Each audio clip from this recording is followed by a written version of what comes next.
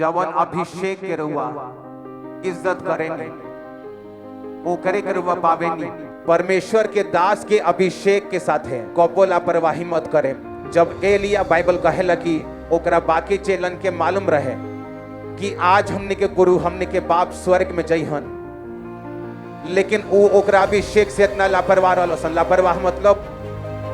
कि गलती हो जौन अधिक काम पास्टर के साथ रहे वाला लोग करेला।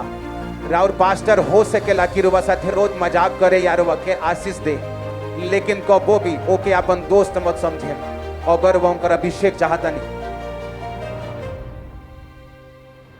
रुआ साथे गाड़ी में घूमे, रुआ साथे मजाक करे, रुआ के आशीष दे, रुआ साथे लइकन खानी व्यवहार करे,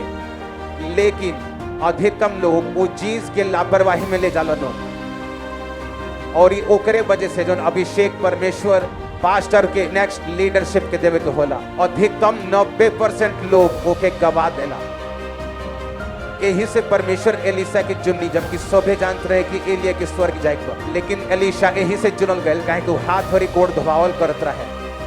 और ये लोग रहे वो टीम में जो बढ़न बढ़न काम करत रहे एलिया खातिर, लेकिन वो लेवल के इंपार्टेशन ना रहे कि वो लोग समुद्र दो भाग कर सके, वो लोग खतरनाक काम कर सके परमेश्वर खातिर, और वो यही से ना रहे लापरवाह हो जाए, अपना पास्टर के साथे लापरवाह हो गए, ओके आम समझल, ओकरा के अपन समतिया समझ लिहल, ओकरा के अपन साथी समझ लिहल, ओकरा के अपन को वर्कर समझ लिहल।